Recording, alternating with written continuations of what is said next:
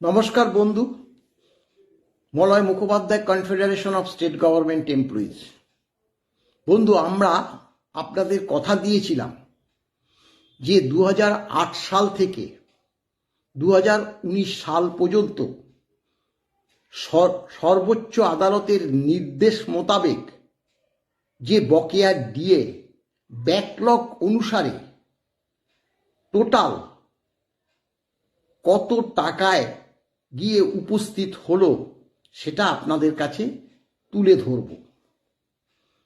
এখন দেখুন, এই প্রেক্ষিত আমরা যে সারণীগুলো, তালিকাগুলো তৈরি করেছি, তার আগে আপনাদের যদি কিছুটা বার্তা না দিই তাহলে সেই তালিকাটা আপনাদের পক্ষে বুঝে ওঠা একটু কষ্টদায়ক। এবং সত্যি কথা বলতে কি, ইন সার্ভিস এবং অবসরপ্রাপ্ত এই দুটি দিক বিচার করেই আমরা কিন্তু এই তালিকাটা প্রস্তুত করেছি। অনেক বকেয়া তালিকা কিন্তু ইউটিউবে আমি দেখেছি, সেটা আমিও কিন্তু সম্পূর্ণভাবে বুঝে উঠতে পারিনি। তাই একদম মাস ধরে,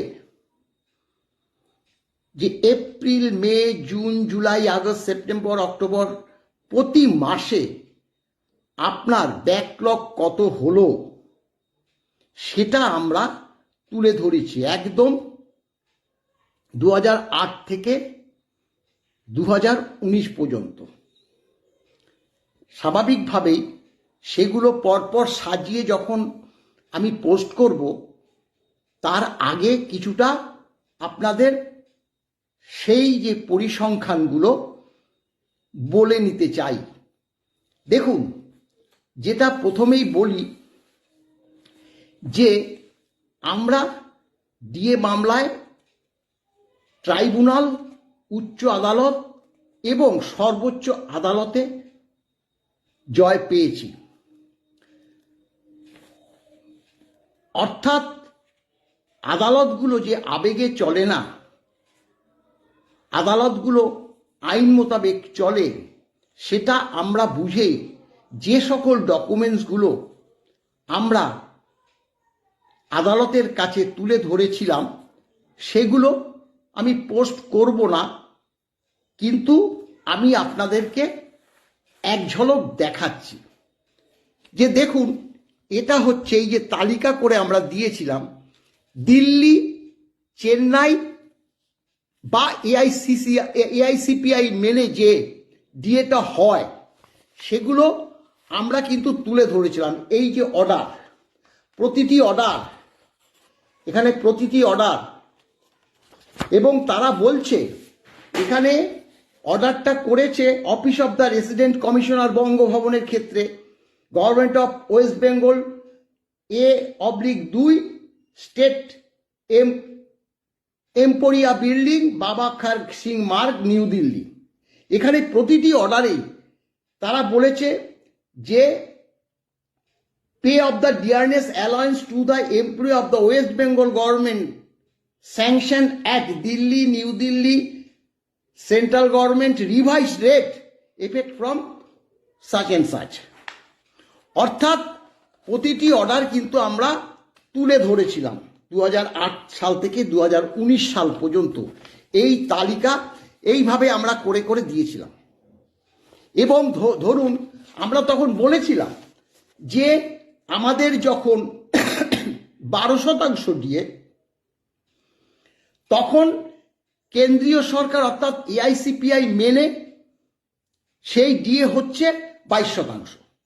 আমাদের যখন 75% ডিএ, তখন এই দিল্লি, চেন্নাই, বঙ্গভবন বা এআইসিপিআই মেনে সেন্ট্রাল গভর্নমেন্ট যে ডিএ পাচ্ছে সেটা হচ্ছে 125%।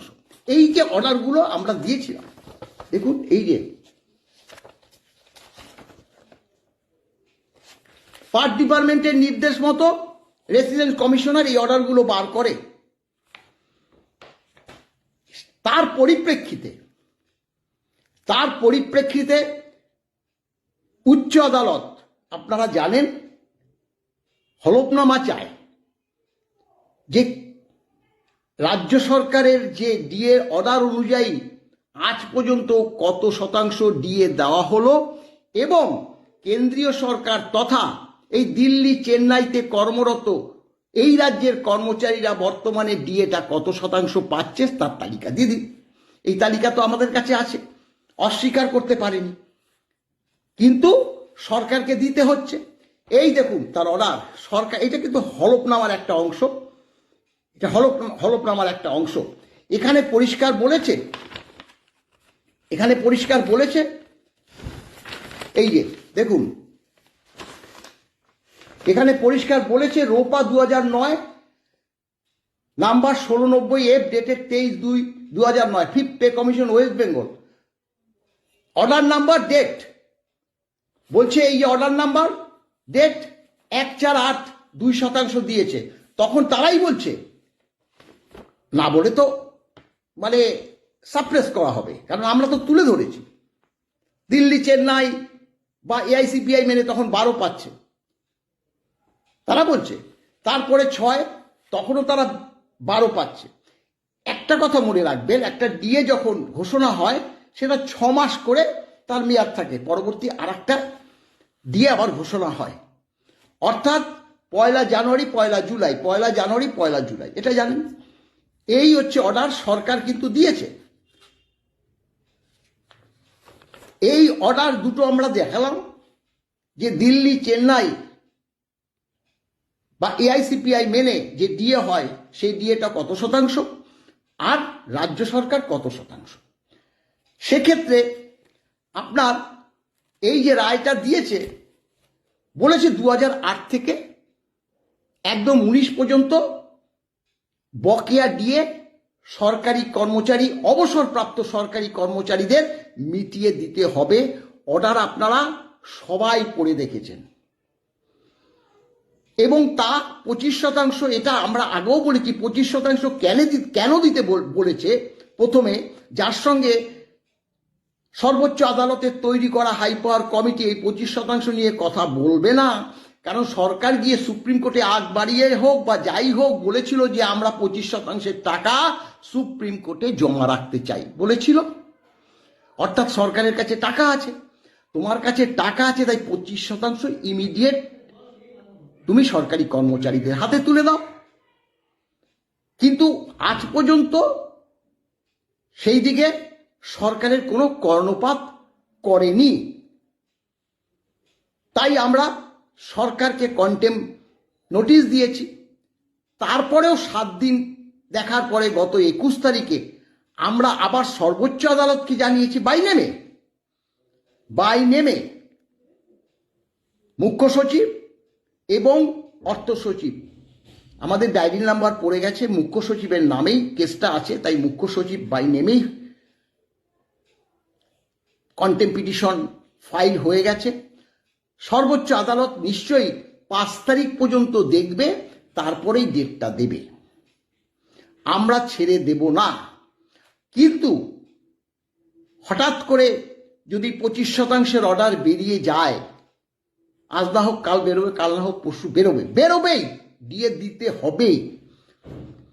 ডিএটা যদি না দেয়, 25% প্লাস ফার্স্ট কিস্তি যে 31শে মার্চ, এই 31শে মার্চের মধ্যে 25-এর সঙ্গে 15 ফার্স্ট কিস্তি যদি 40 বা 20, 45 বা 25 দেয়, 50% ডিএ ভোটের আগে এই সরকারকে দিয়ে যেতে হবে। আর দিয়ে যাওয়াটাই এই সরকারের পক্ষে লাভ। এই সরকার ক্ষমতায় আর থাকবে না, থাকতে পারে না। অতএব আমাদের দিয়ে যেতেই হবে।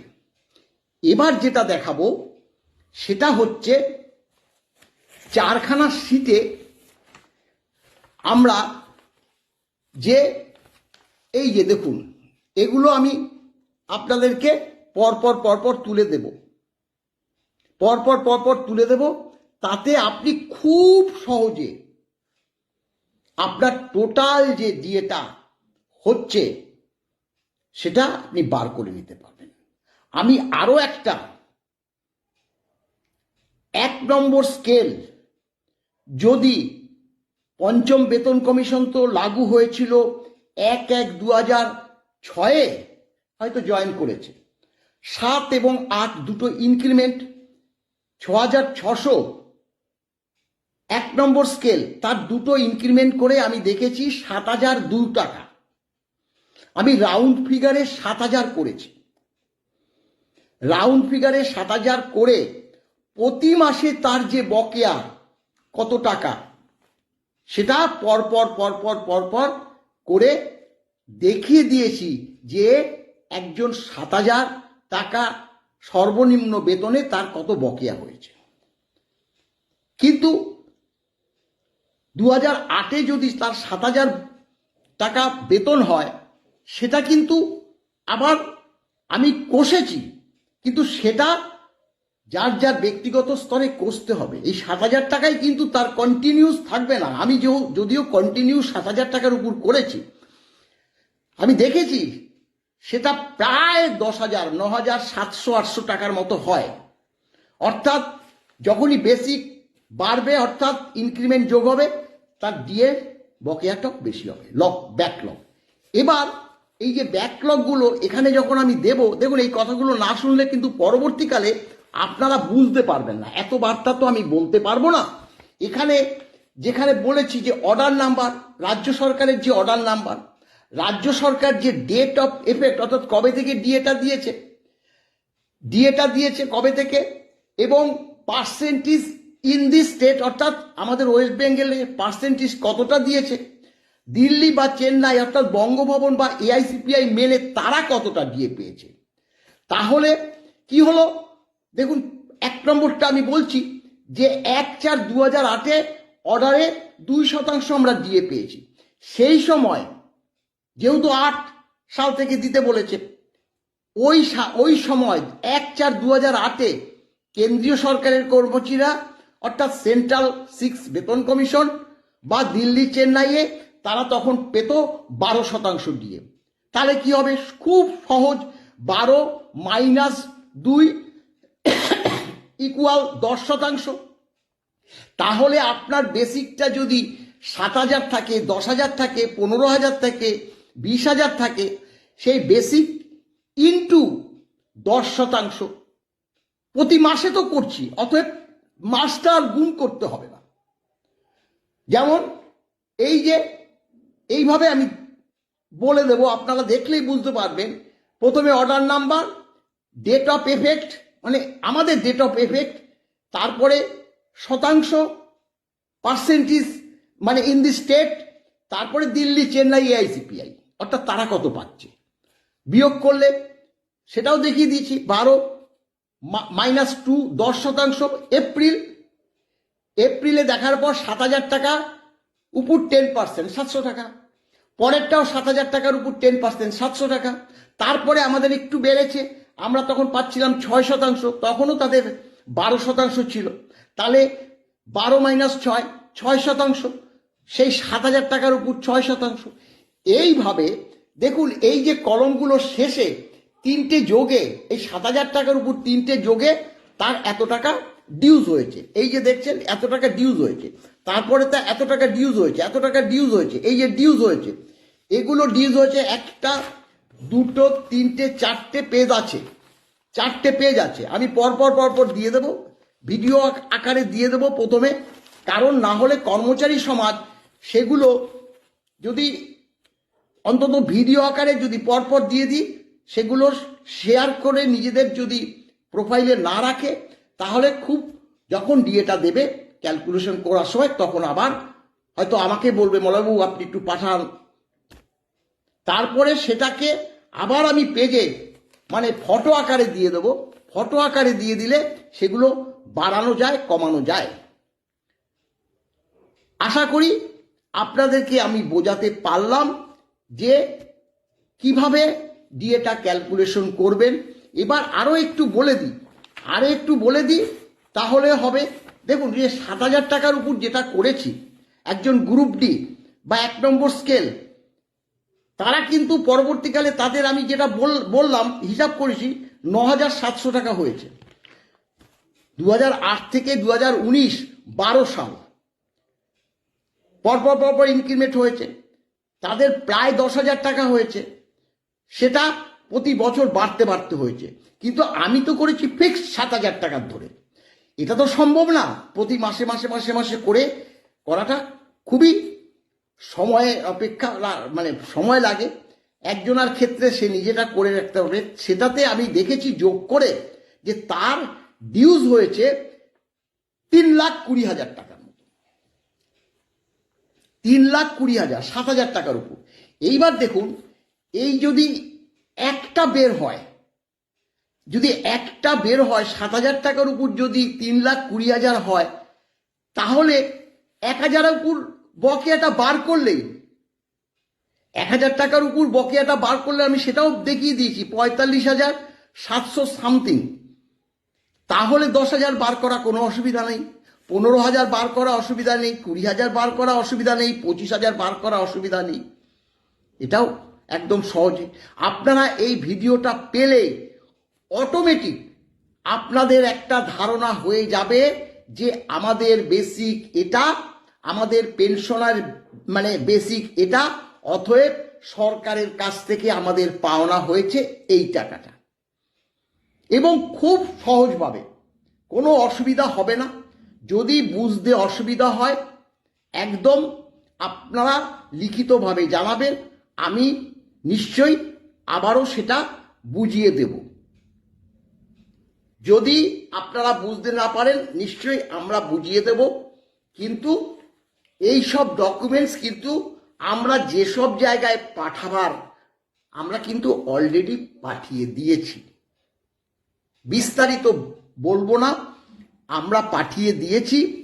আমাদের আশা যে সরকার 25% দিয়ে ইমিডিয়েট এফেক্ট যেটা বলেছে সেটা আজকালের মধ্যে হয়তো ঘোষণা করার সম্ভাবনা বেশি।